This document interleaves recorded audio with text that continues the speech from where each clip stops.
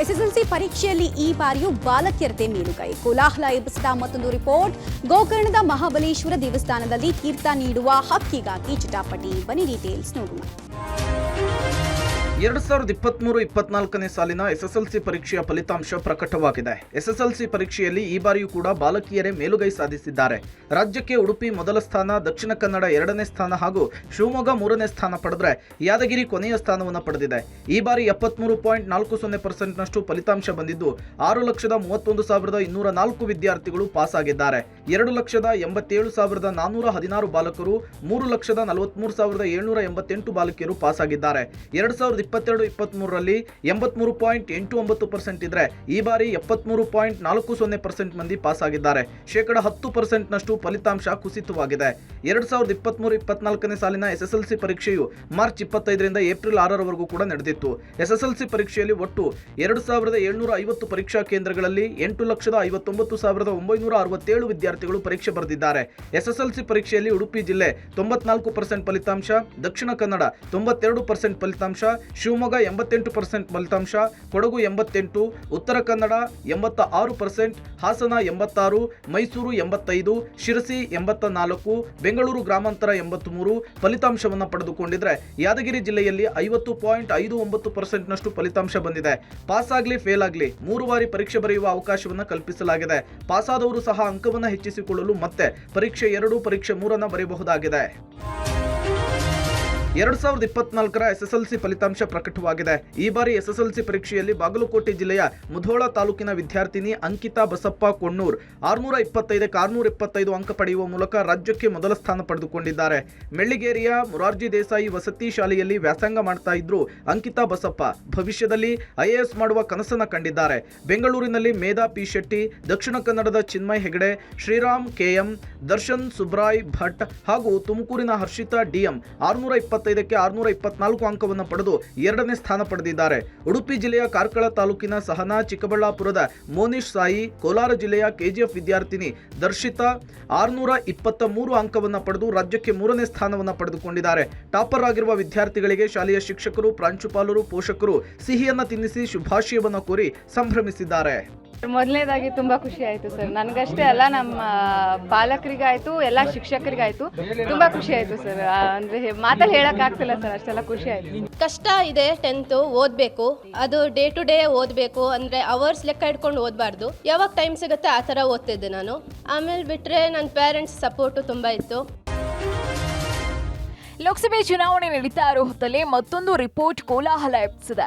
ಜನಸಂಖ್ಯೆ ಏರಿಕೆ, ಇಳಿಕೆ ಬಗ್ಗೆ ಪ್ರಧಾನಮಂತ್ರಿ ಆರ್ಥಿಕ ಸಲಹಾ ಮಂಡಳಿ ನೀಡಿರುವಂತಹ ವರದಿ ತೀವ್ರ ಜಟಾಪಟಿಗೆ ಕಾರಣವಾಗಿದೆ.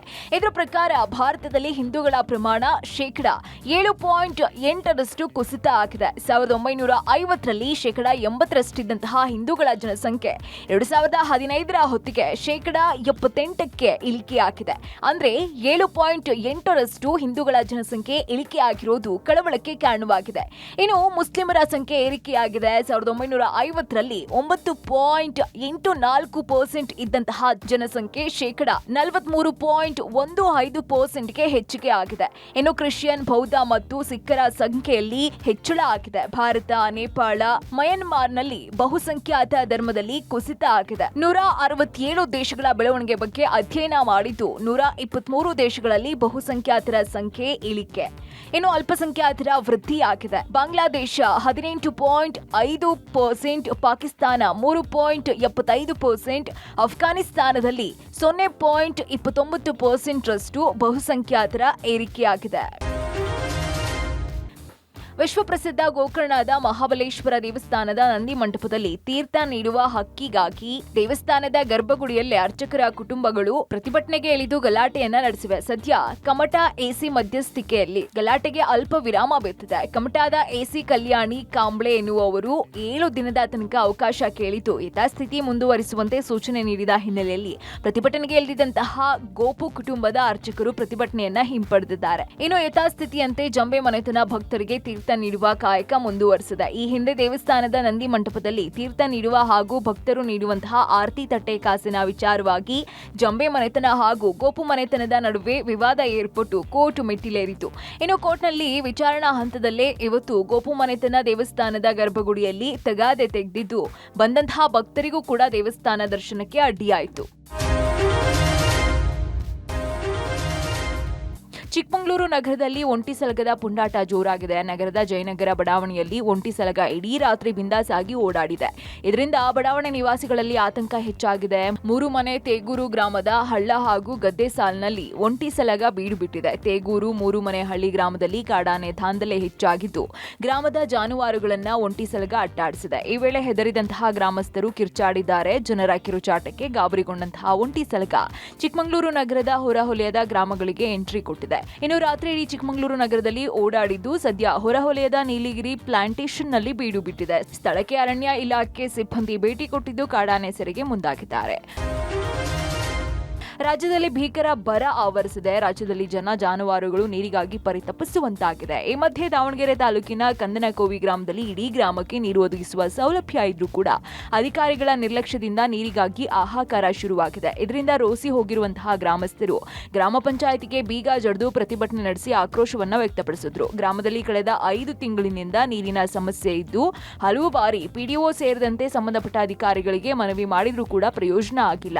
ಕುಡಿಯುವ ನೀರು ಸಿಗದ ಹಿನ್ನೆಲೆಯಲ್ಲಿ ಮಹಿಳೆಯರು ಪಟ್ಟಣದ ಗ್ರಾಮಕ್ಕೆ ತೆರಳಿ ನೀರನ್ನ ತಂದು ಜೀವನ ನಡೆಸುವಂತಾಗಿದೆ. ನೀರಿಲ್ಲದ ಕಾರಣ ಗ್ರಾಮದ ಯುವಕರಿಗೂ ಕೂಡ ಹೆಣ್ಣು ಸಿಗೋದು ಕಷ್ಟವಾಗ್ತಾ ಇದೆಯಂತೆ. ಹೀಗಾಗಿ ನಮಗೆ ಕುಡಿಯುವ ನೀರನ್ನ ಕಲ್ಪಿಸ್ಕೊಡಿ, ಇಲ್ಲದೆ ಇದ್ರೆ ಜಿಲ್ಲಾಧಿಕಾರಿ ಕಚೇರಿಗೆ ತೆರಳಿ ಪ್ರತಿಭಟನೆಯನ್ನ ಮಾಡ್ತೀವಿ ಅಂತ ಎಚ್ಚರಿಕೆ ಕೊಟ್ಟಿದ್ದಾರೆ. 3-4 ತಿಂಗಳಿಂದ ನೀರಿನ ವ್ಯವಸ್ಥೆ ಸರಿ ಇಲ್ಲ ಸರ್. ನೀರಿದ್ರೂ ನೀರು ಬಿಡ್ತಾ ಇಲ್ಲ. ವ್ಯವಸ್ಥೆಯಾಗಿ ಸರಿಯಾಗಿ ನೀರು ವಾಲ್ಗಳು ಎಲ್ಲಿ ಹೋಗ್ತವೆ ಎಲ್ಲಿ ಬರ್ತವೆ ಅಂತ ಯಾರೂ ಜವಾಬ್ದಾರಿ ವಹಿಸ್ತಾ ಇಲ್ಲ ಸರ್. ಇಲ್ಲೊಂದು ಕೆರೆ ಇದೆ, ಅಲ್ಲೇ ಒಂದು ಮನೆನೇ ಇಲ್ಲ ಸರ್. ಅಲ್ಲಿ ವಾಲ್ ಮಾಡಿ ಅಲ್ಲೇ ಎಲ್ಲ ಡಂಪ್ ಇದು ಮಾಡ್ತಾ ಇದ್ದಾರೆ. ಊರೊಳಗೆ ನೀರು ಬಿಡ್ತಾ ಇಲ್ಲ ಸರ್. ಈಗ 3-4 ತಿಂಗಳಿಗೂ ಇದೇ ಸಮಸ್ಯೆ ಸರ್. ಎಲ್ಲ ಗಾಡೀಲಿ ದಬ್ತಾರೆ ಸರ್. ಇಲ್ಲ ತೋಟಗಳಿಗೆ ನೀರು ಹೊಡಿತಿದ್ರೆ ಪಾಪ ಅವನ್ನೇ ಒಂದು ಸ್ವಲ್ಪ ತಂದು ಮನೆಗೆ ಕೊಡ್ತಾರೆ ಸರ್.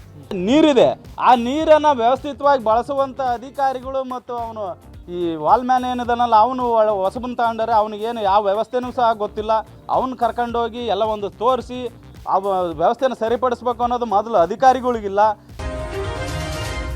ರಾಜ್ಯದಲ್ಲಿ ನಿರೀಕ್ಷೆಯಂತೆ ಪೂರ್ವ ಮುಂಗಾರು ಚುರುಕು ಪಡ್ಕೊಂಡಿದೆ. ಬಿಸಿಲ ಬೇಗೆಯಿಂದ ಬಸವಳಿದಿದ್ದಂತಹ ರಾಜ್ಯಕ್ಕೆ ವರುಣನ ಎಂಟ್ರಿ ಆಗಿದೆ. ರಾಜ್ಯದಲ್ಲಿ ಇಂದಿನಿಂದ 1 ವಾರ ಮಳೆ ಅಲರ್ಟ್ ಘೋಷಣೆಯಾಗಿದೆ. ಮೇ 11ರಿಂದ ರಾಜ್ಯದ ಎಲ್ಲಾ ಜಿಲ್ಲೆಗಳಲ್ಲೂ ಕೂಡ ಮಳೆ ಸಾಧ್ಯತೆ ಇದ್ದು ಬೆಂಗಳೂರಿನಲ್ಲಿ ಇವತ್ತು ಸಹ ಸಾಧಾರಣ ಮಳೆಯಾಗುವ ಸಾಧ್ಯತೆ ಇದೆ. ಬೆಂಗಳೂರು ನಗರದಲ್ಲಿ ನಿನ್ನೆ 17.9 ಮಿಲಿಮೀಟರ್ನಷ್ಟು ಮಳೆಯಾಗಿದೆ. HALನಲ್ಲಿ 5.2, ಚಿತ್ರದುರ್ಗದಲ್ಲಿ 11.5ರಷ್ಟು, ಕಲಬುರಗಿಯಲ್ಲಿ 14.0 ಮಿಲಿಮೀಟರ್ ಅಷ್ಟು ಮಳೆ ದಾಖಲಾಗಿದೆ. ಇನ್ನು ದಕ್ಷಿಣ ಒಳನಾಡಿನಲ್ಲಿ ವಾಡಿಕೆಯ ಪೂರ್ವ ಮುಂಗಾರು ಆರಂಭಗೊಂಡಿದೆ. ಇನ್ನು ನಿನ್ನೆ ಸಂಜೆ ಸುರಿದ ಮಳೆ ಗಾಳಿಗೆ ಕಾರಿನ ಮೇಲೆ ವಿದ್ಯುತ್ ಕಂಬ ಮುರಿದು ಬಿದ್ದಿದೆ. ಲಗ್ಗೆರೆಯ ಚೌಡೇಶ್ವರಿ ನಗರದ ಬಳಿ ಈ ಘಟನೆ ನಡೆದಿದ್ದು ಕಾರಿನಲ್ಲಿ ಯಾರೂ ಇಲ್ಲವಾಗಿರುವುದರಿಂದ ಅನಾಹುತ ತಪ್ಪಿದೆ.